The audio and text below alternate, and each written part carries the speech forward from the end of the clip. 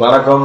நான் அபினேஷ் பேசுகிறேன். தேனி மாவட்டத்தை சேர்ந்தவன், சோலைத்தேவன்பட்டி கிராமத்தை சேர்ந்தவன். நான் இப்போ பார்த்தோம்னா நான் ஒரு சமுதாய பற்றுள்ளவன். என் மீது ஒரு பொய்யான ஒரு பிசிஆர் வழக்கு, ஒரு எஃப்ஐஆர் ஒன்று பதியப்பட்டுள்ளது. ஆமாம், அதுக்கு நான் ஒரு விளக்கம் வச்சுக்கிறேன். இப்போ பார்த்தோம்னா எங்கள் ஊர் பக்கத்து ஊர் லட்சுமிபுரம். மாற்று சமுதாயத்தை சேர்ந்தவர், தலித்து சமுதாயத்தை சேர்ந்தவர்.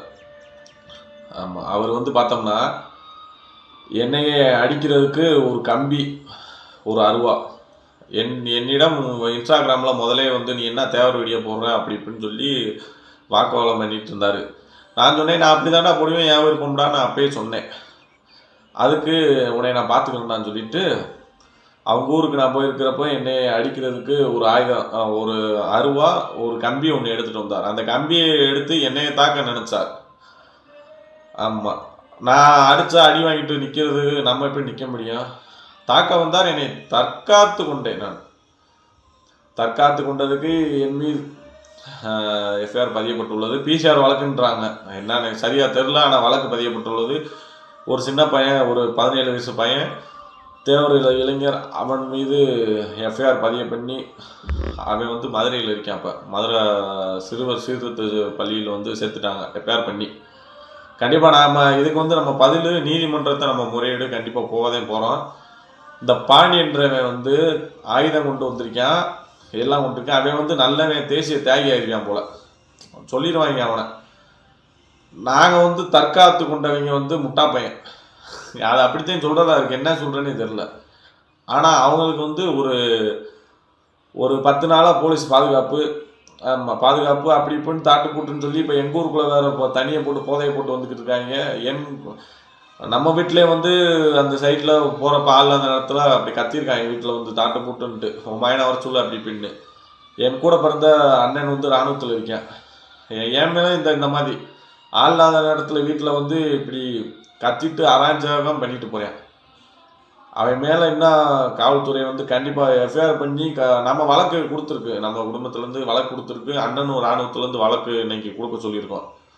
கண்டிப்பாக காவல்துறை என் மேலே போட்ட மாதிரி என் பேர் அவன் மேலே கண்டிப்பாக போட்டாகணும். ஆமாம், அதெல்லாம் சட்ட ரீதியாக ஒன்றும் பஞ்சாயத்தில் நீதிபதி இருக்காங்க, வழக்கறிஞர் இருக்காங்க, நம்ம சட்ட ரீதியாக சந்திப்போம்.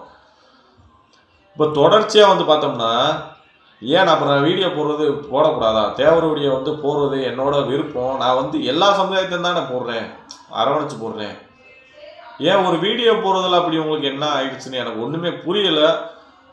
இன்னும் ஒரு அன்னையெல்லாம் சொல்லிருக்காரு, வீட்டுக்கு போய் எங்கள் வீட்டுக்கு நைட்டு 12 மணிக்கு 1 மணிக்கு காவல்துறை போகிறாங்க. போயிட்டு உன் மயனை என்கவுண்டர் பண்ணிடுவோம், கைகாலை உடப்போம், கிடச்சா என்கவுண்டர் பண்ணுறதுக்கு. ஏனே நானா காக்கா குருவியா சுட்டு தள்ளுறதுக்கு? கைகாலை உடப்பேன்ருக்கீங்க. உடச்சா கண்டிப்பாக நான் அதுக்கு நீங்கள் தான் கண்டிப்பாக இங்கே நடந்துச்சுல சிவகங்கை மாவட்டத்தில், அது மாதிரி என்னை அடித்து கொண்டுருவீங்களா? இல்லை கேட்குறேன். ரொம்ப நானே மனசு உடச்சிட்டேன். இவ்வளோ தூரத்துக்கு காவல்துறை நெருக்கடி பண்ணி எங்கள் குடும்பத்தவே என் அண்ணனும் இராணுவத்தில் இருக்கான். எங்கள் அம்மா காசு உட முடியாதவங்க, ஆப்ரேஷன் பண்ணவங்க. இவ்வளோ தூரம் தெரிஞ்சு நீங்கள் இவ்வளோ டார்ச்சர் பண்ணீங்கன்னா இல்லை கேட்குறேன். இந்த சமுதாயம் அவங்க மட்டும்தான் இருக்காங்களா? எல்லாத்தையும் நீங்கள் நியாயத்தை நீங்கள் எடுத்து பார்க்கணும். இப்போ இருக்கிற நீங்கள் நியாயத்துக்கு நீங்கள் கட்டுப்பட்டு போனீங்கன்னா நாங்களே தலை வணங்குவோம். குறிப்பிட்ட ஒரு ஆளுக்கு மட்டும் நீங்கள் ஒரு தலைபட்சமாக சப்போர்ட் பண்ணுறீங்க. எனக்கு அதே ஒன்றும் புரியலை.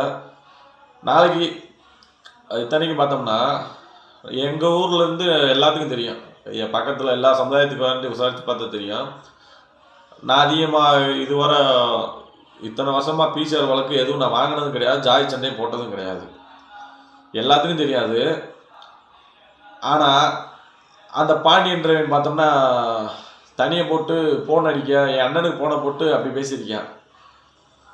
அவனுக்கு அப்போ எந்ததை வச்சு அவன் இவ்வளோ தூரத்துக்கு இருக்கான்னு எனக்கு தெரில. இல்லை காவல்துறை எதுவும் சப்போர்ட்டில் தான் அவன் இப்படி பண்ணுறானா? வீட்டில் நீ போய் ஃபோன் நம்பரை எழுதி போட்டு போயிருக்கான். ஆமாம், என்ன நான் சொல்கிறேனே தெரில. அப்புறம் தேவர் வீடியோ நாங்கள்லாம் போடக்கூடாது, வீடியோ எதுவும் பண்ணக்கூடாது. எனக்கு தேவர் ஜாய் தலைவரா? அவர் ஒரு தேசிய தலைவர், பாட புக்கத்திலே இருக்குது. தேவர் ஐயாவோட புகழ், நேதாஜி ஐயா புகழ் எல்லாமே. இது எதுக்கு வலுத்தறிச்ச வருதுன்னு எனக்கு ஒன்றும் புரியல. அதே மாதிரி அந்த ஏரியாவில் அன்றைக்கி அவங்க ஊர் கோயில் திருவிழா நடக்கிறப்ப பைக்கில் போகிறப்ப ஜாதி கொடியோடு மறைச்சு பைக்கெல்லாம் நிப்பாட்டி வைக்கிறாங்க. யாரும் நடமாட முடியல, அவ்வளோ தூரம் அராஜகம் அரசு. இப்போ இன்னொன்று சொல்லிக்கிறேன், நேராக போங்க எங்கள் ஊர் சோலைத்தம்பட்டி, அங்கே போய் அறிஞர் மக்கள் இருப்பாங்க, அவங்கள்ட்ட போய் அபினேஷ் எப்படி ஜாதி வெறி இருக்கலாம்னு சொல்லி ஒரு 5 கையெழுத்து நீங்கள் வாங்கிடுங்க. ஏன்னா அவங்களுக்கு தெரியும் நான் எப்படி எல்லாமே ஒன்றுமனா நினைக்கிறேன், நான் யாருமே வேற்றுப்பாடு இல்லாமல் நினைக்கிறேன். நான் சும்மா இந்த பாண்டியன்றவன் வந்து சொன்னேன்னு சொல்லி சொல்கிறீங்க நீங்கள்.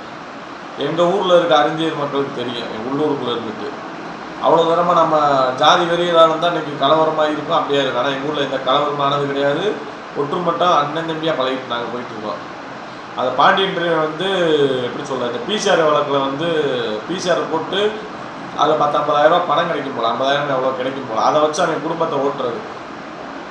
இப்படி வருஷத்துக்கு பரவாயில்ல, வருஷத்துக்கு அவன் இப்படி 2 வருஷம் மேலே கேஸ் கொடுத்தானா ஒரு 50,000 இந்த மாதிரி காசு வரும். அதை வச்சு அவன் பொண்டாடி பிள்ளைக்கு வேலை வெட்டிக்கும் போக மாட்டேன், தனியாக பிடிச்சி சுற்றுறவன். இந்த மாதிரி பிசிஆர் கும்பல் அவன் வந்து என்ன சமுதாயம் பார்த்தோம்னா தலித்து பிரிவில் சேர்ந்த தேவேந்திர வேளாளர் சமுதாயத்தை சேர்ந்தவன் அந்த பாண்டின்றவன்.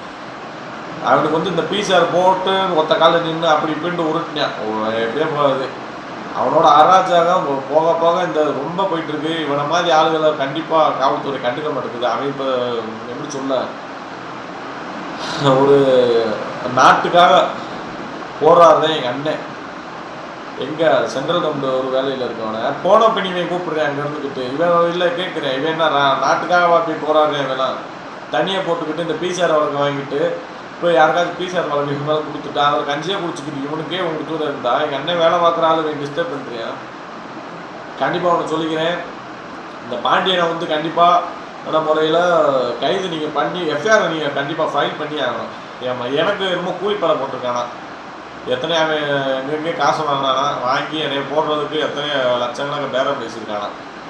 ஆமாம், நாளைக்கு என் உயிருக்கு ஏதாச்சும் ஒரு ஆபத்து ஒரு கீரை ஏற்பட்டாலும் அவன் பாண்டி தான் காரணம். பாண்டி, அதுக்கப்புறம் காவல்துறை